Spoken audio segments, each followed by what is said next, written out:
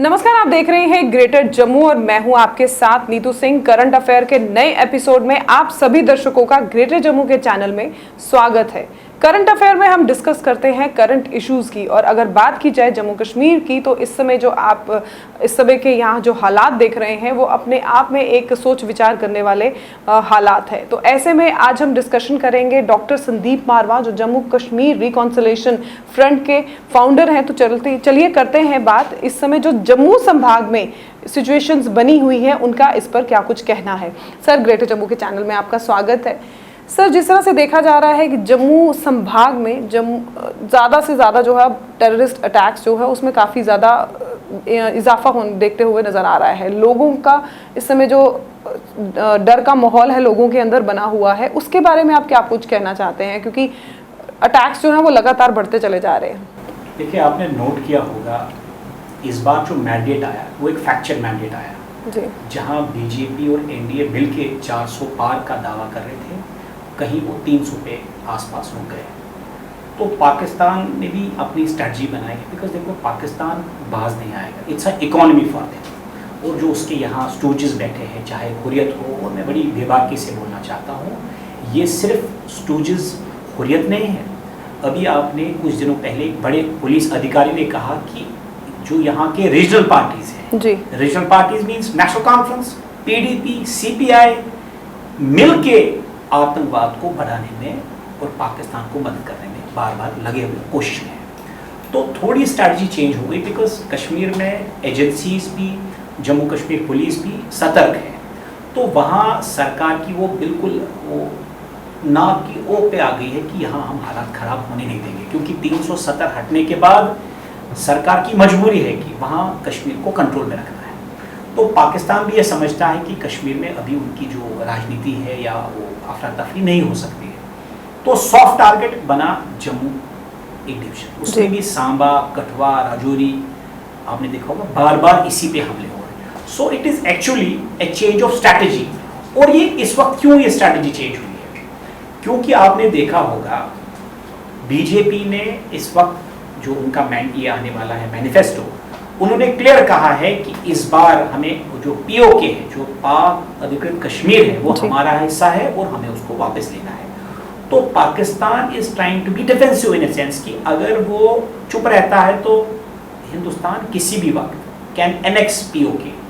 सो उन्होंने क्या कहा कि हम कंफ्यूज करते हैं हिंदुस्तान की एजेंसीज को, पॉलिटिकल एस्टैब्लिशमेंट्स को, और अपने स्टूजेस को, जो उनके यहाँ एजेंट्स बैठे हैं, यहाँ एग्रीवेट सिचुएशन करें। और सॉफ्ट टारगेट बना जम्मू डिवीजन। बट बिल्कुल ये एजेंसीज को पहले पता था, अभी सिर्फ जम्मू ही तक नहीं रहेगा। आप देखेंगे आने वाले कुछ समय में पंजाब भी इसका जद में आएगा, because Pakistan is trying to save its PoK. अब ये पॉलिटिकल डिसीजन है, अब ये दिल्ली यूनियन गवर्नमेंट तक है कि वो कितना एग्रेसिवली अपने डिसीजंस को इम्प्लीमेंट करेंगे। इसलिए थोड़ी देर मैं बिल्कुल मानता हूँ कि अफरा तफरी रहेगी जम्मू में। और जम्मू के लोगों के लिए स्पेशल मैं रिक्वेस्ट करता हूँ, एडवाइस करता हूँ कि साहब मजहबी रवादारी रखिए, कोई कंफ्यूज ना हो जाइए, बिकॉज पाकिस्तान चाहता है यहाँ इंस्टेबिलिटी आना। दे वांट दैट हिंदू, मुसलमान, Sikh, Dogra, this Christians should fight, और उनकी जो जीत है ज़्यादा आसान होगी जी। तो इसलिए कोशिश करनी चाहिए सरकार को कि सख्त से सख्त कदम ले, ताकि आतंकवादी गतिविधियाँ भी रुके, एनकाउंटर्स भी रुके, और पाकिस्तान में भी साथ साथ कार्रवाई। जी सर, जैसे आपने कहा कि इस बार जो है उनका स्ट्रैटेजी बिल्कुल डिफरेंट हो चुकी है। एम्बुश लगा के जो है हमारी आर्मी के जवानों पर निशाना साधा जाता है। तो कहीं ना कहीं ये भी हम मान सकते हैं कि जो लोग हैं यहाँ के वो उन्हें शेल्टर कर रहे हैं। देखिए, ये वुल्फ फ्लोन अटैक्स होते हैं, technically this is called wolf lone attacks. जैसे अभी एजेंसीज कहते हैं कि लगभग 60 पाकिस्तानी, अफगानिस्तान के आतंकवादी आए हैं। That's what I heard from the media and agencies. तो वो अलग अलग से 2 के ग्रुप में, 3 के ग्रुप में। So their strategy is to strike. और बदकिस्मती है, आपने देखा होगा बॉर्डर बेल्ट्स पे ज़्यादा हो रहा है जी, बिकॉज वहाँ डेंस फॉरेस्ट है, माउंटेनियस टेरेन है, और बॉर्डर भी साथ हो, क्रॉस भी कर सकते हैं। बिल्कुल स्ट्रैटेजी तो है, लेकिन अल्टीमेटली एजेंसीज को पुल अप करना पड़ेगा। There can be no excuses. ठीक है, हो सकता है पाकिस्तान अपनी स्ट्रैटेजी चेंज करता हो, लेकिन agency should be very vigilant, क्योंकि ये कहीं ब्रो अप ना हो जाए। आप बार बार कहते हैं, देखो मैं ये मानता हूँ जो वनरेबल सोसाइटी जम्मू की हो गई है जी। मैं काफ़ी देर के बाद जम्मू आया हूँ, लगभग साल के बाद, मैं थोड़ा सा देख रहा हूँ डिसकंटेंट, और कहीं पाकिस्तान इसका फ़ायदा ना उठा ले। जिस तरह उन्होंने कश्मीर में 1987 की रिगिंग के बाद उन्होंने आम कश्मीरियों को इन्वॉल्व किया, कहीं बदकिस्मती से जम्मू के लोग भी ना इन्वॉल्व हो जाए बिकॉज ऑफ सर्टन पॉलिटिकल जो यहाँ मैन्यूवरिंग हो रही है। तो इसलिए सरकार को और एजेंसीज को दे need to pull up their socks, otherwise I see a new dimension of terrorism Jammu. That is a very challenging, और बड़ा मुश्किल रहेगा एजेंसीज को उसको वापस लाना। बिल्कुल सर, जिस तरह से इस समय इलेक्शन की बात चल रही है जम्मू कश्मीर में, लगभग 10 साल के बाद यहाँ पर इलेक्शन होने का जो वादा है इस समय किया जा रहा है केंद्र सरकार की तरफ से, क्या लगता है कि जिस तरह इस समय जम्मू संभाग की सिचुएशन बनी हुई है, या जम्मू कश्मीर की भी हम बात करें क्योंकि कल ही जो है कुपवाड़ा में एक आतंकी हमला भी वहाँ पर देखने को नजर आया है, तो जिस तरह की इस समय सिचुएशन बनी है, क्या लगता है इन हालातों में इस समय इलेक्शन करवाना सरकार की तरफ से कहीं ना कहीं उन्हें भी मुश्किल में डाल सकती है? देखिए, मैंने आपको बार बार कहा अपोजिशन के पास कोई मुद्दा नहीं रहा जी, क्योंकि बार बार जो मोदी साहब की सरकार ने दावे किए हैं कि 2019 के बाद जम्मू कश्मीर में शांति हो गई, तो एक तो पाकिस्तान उस शांति का एक, जब इलेक्शन होगा तो उसको कोई ना कोई धक्का तो लगना चाहिए, हिंदुस्तान की जो गवर्नमेंट है। और मैंने जो कहा, यहाँ स्टूजेस जो बैठे हैं, जो रीजनल पार्टीज है, उनको भी मुद्दा मिलना चाहिए।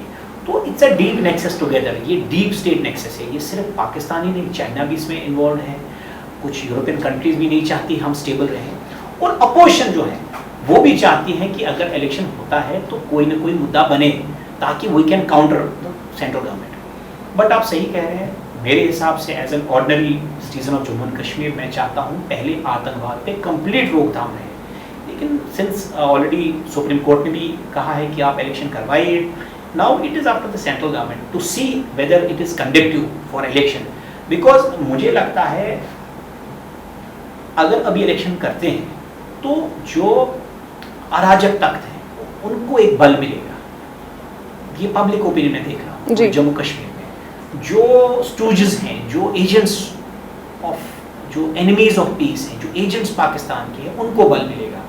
तो अगर सरकार कोई रास्ता बनता है, they should delay elections, not only delay elections, they should crack down on those forces जो अफरा तफरी में यहाँ इन्वॉल्व करते हैं लोगों को, और आतंकवाद जो फिदायीन के हमले होते हैं, एम्बुश होते हैं, उन पे सख्त से सख्त, they should start an operation right now, they should not wait कि एक पॉलिटिकल एक मैन्यूवरिंग बने और फिर इस पे सियासत हो। हम उसके लिए नहीं है, आम जम्मू कश्मीर चाहता है यहाँ इकोनॉमी स्ट्रांग हो, यहाँ रोजगार बने, फले और फूले जम्मू कश्मीर, यहाँ टूरिज्म का बोलबाला हो। तो वो हम लोग तो ऑर्डिनरी कश्मीरी, जम्मू कश्मीर के लोग दूर हैं इस, तो हम राजनीति का भी शिकार नहीं होना चाहते हैं, ना आतंकवाद का। तो इसलिए सरकार जल्द से जल्द फैसला ले कि आतंकवाद को नस्तो नाबूद करना है, और अमन, लोगों को अमन चैन में, इकोनॉमी में इन्वॉल्व करके हमें यहाँ सुपर पावर, नया जम्मू कश्मीर का जो ख्वाब ये कह रहे हैं उसको बनाना है। Sir, former chief minister Farooq Abdullah की बात की जाए, एनसी के प्रेसिडेंट भी हैं वो, उन्हें थोड़े दिन पहले ही उन्होंने बयान दिया था, वो पाकिस्तान को बड़े आड़े हाथों इस बार ले रहे थे। तो क्या, जिस तरह से आपने कहा कि अगर जम्मू कश्मीर में टेररिज्म पनप रहा है तो उसका एक मुख्य कारण एनसी, पीडीपी और सीआई यूपी भी है, तो क्या लगता है कि इस समय जो उनकी भाषा बदली हुई है, केंद्र सरकार के साथ जो है बात से बात मिलाकर चल रहे हैं, वो किस तरफ एक इशारा दे रही है? देखिए, मैं फारूक अब्दुल्ला साहब को सीरियस नहीं लेता हूँ, सिर्फ मैं नहीं, पूरे जम्मू कश्मीर की आवाम। वो श्रीनगर में एक बात करते हैं, जम्मू में दूसरी बात, और दिल्ली में तीसरी बात, और इंटरनेशनल प्लेटफॉर्म पे दूसरी बात है। मैं अनबायस्ड आपको कहता हूँ, ये वो लोग हैं जिन्होंने पीड़ा दी है जम्मू कश्मीर के लोगों को, ये वो लोग हैं जिनने आतंकवाद में जम्मू कश्मीर को धकेला है। तो इनकी बातें न बातें, इनके भाषणबाजी has no relevance, they have lost ground in Jammu and Kashmir, people literally hate them. मैं ब्लंटली बात कहना चाहता हूँ, लेकिन ये गिरगिट की तरह टू बी इन पॉलिटिक्स, देखो ना, यहाँ लोग भी सुधरने रहे, लोग भी शॉर्ट मेमोरी रखते हैं। लोगों को समझना चाहिए ये वही आदमी है जिसने आतंकवाद को फलने और फूलने दिया। जहाँ encounters were the order of the day, जहाँ pellet injuries were the order of the day, हमारे बेगुनाह नौजवानों को मारा जाता था, ये वो लोग हैं। तो इसलिए लोगों को समझना चाहिए कि हितैषी कौन है जम्मू कश्मीर का, जो भी हितैषी है उसको सपोर्ट करना चाहिए। लेकिन ये ओल्ड वाइन है, न्यू बॉटल में डाल डाल के कश्मीरियों को, जम्मू कश्मीर की आवाम को बेवकूफ़ बना रहे हैं। और आज ये राजनीति का वक्त नहीं है, we are looking for solutions. ये वही फारूक अब्दुल्ला है जो कुछ दिन पहले कहता था पाकिस्तान से बात करिए, तब तक यहाँ फैसला नहीं होगा जम्मू कश्मीर जी, टेबल टॉक पे। एनिमी स्टेट जो हमारा दुश्मन है, जिसकी एक एक सांस हमें मार के खुशी मिलती है, ये वो लोग हैं। तो how do you expect now? देखो, मैं एक चीज आज ब्लंटली आपके कैमरा के सामने, आपकी मीडिया यहाँ हाउस में बोलना चाहता हूँ कि मोदी जी ने जो कहा कि 56 इंच का सीना, it is not time to show that. Enough is enough. हम आपको रेस्पेक्ट करते हैं, वी लव यू, बट इस प्यार को एक बुलंदी तक पहुंचाने के लिए आपको 56 इंच का सीना दिखाना पड़ेगा। And this is the time.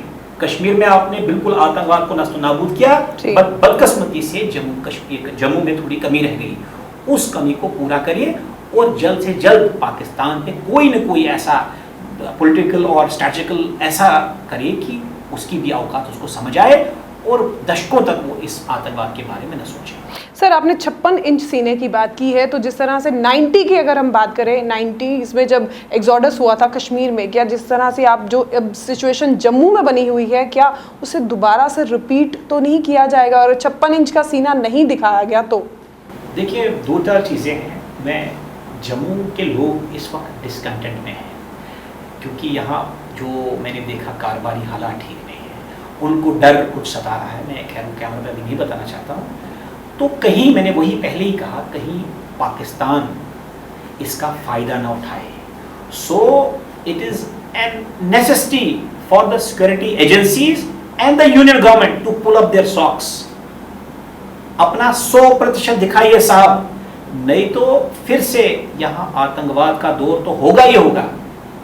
Punjab इसके लपेटे में आएगा और कश्मीर को इससे बल मिलेगा और वहाँ भी आतंकवादियाँ जो गतिविधियाँ हैं वो बढ़ेंगी।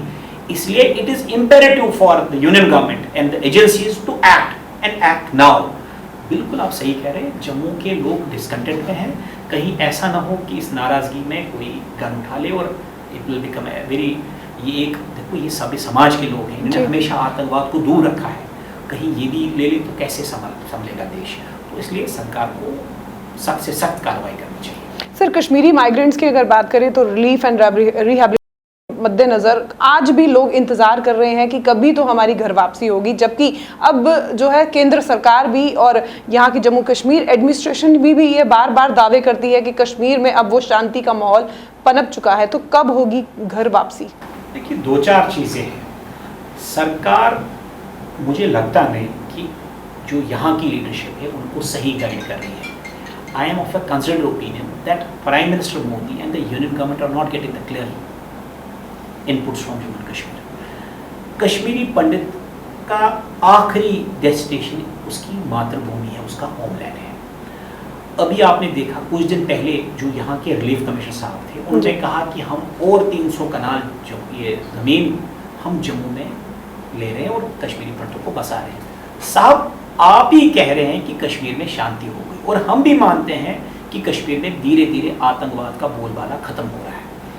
आप ये सोचिए कि कैसे कश्मीरी पंडित को वापस बसाया जाए। जो जाना चाहता है, जो राजनीति करना चाहता है, वो राजनीति करता रहे। लेकिन कॉमन, मैं कल जट्टी में था, मैंने उनकी हालात देखी कि देखो, we are not used to heat, we are not used to these coastal environments. तो हम लोग अपने घर जाना चाहते हैं। तो सरकार इसका फैसला ले, नहीं तो मुझे भी लगता है कि वो दिन दूर नहीं जब कश्मीरी पंडित भी एजिटेशन करेगा। जो हिंदुस्तान के सभी समाज के लोग हैं, जिनने हिंदुस्तान का झंडा जिंदा रखा कश्मीर में, वो भी नाराज में मुझे दिखी। तो सरकार कुछ फ्रंट्स पे मैं बिल्कुल मानता हूँ कि विफल हो गई है, but there is always scope for next time. This is the 3rd term of prime minister Modi, अब नहीं तो कभी नहीं। इसलिए दिल्ली को भी समझना चाहिए और जो यहाँ की लीडरशिप है उनको भी डेलीगेशन लेके वहाँ जाना चाहिए। साहब, कश्मीरी पंडित कश्मीर में वापस जाना चाहता है जी। और जो जाना चाहता है उसको बसाइए, उसको एक डिग्निफाइड रिटर्न दीजिए। आखिर आपकी 11वां साल चल रहा है सरकार की, मोदी सरकार। हम तो उसको भगवान की कदर करते हैं, लेकिन कहीं विश्वास ना उठ जाए भगवान से।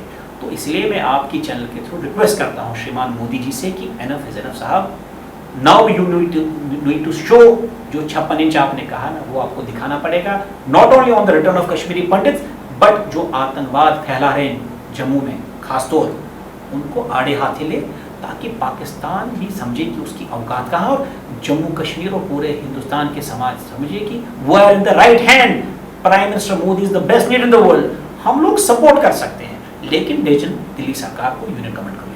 जी शुक्रिया सर हमारे दर्शकों को इतना समय देने के लिए। तो ये थे हमारे साथ डॉक्टर संदीप मारवा, जिनके साथ हमने बातचीत करी, और जिस तरह से इस समय जम्मू संभाग में सिचुएशन बनी हुई है, ऐसे में जहां मोदी साहब ये बार बार कहते थे 56 इंच का सीना, तो अब समय आ चुका है। जम्मू संभाग में आतंकवाद जिस तरह से पनप रहा है, अब समय है 56 इंच के सीने को बाहर दिखाने का और इस आतंकवाद को निस्ता नाबूद करने का। क्या कुछ कहना चाहते हैं? अपनी राय कमेंट सेक्शन में जरूर रखिएगा। तब तक के लिए मुझे दीजिए इजाजत। अगले हफ्ते करंट अफेयर में एक नई हस्ती के साथ आपके सामने मौजूद होंगी। कैमरामैन अजय जाडू के साथ मैं नीतू सिंह, ग्रेटर जम्मू के लिए धन्यवाद।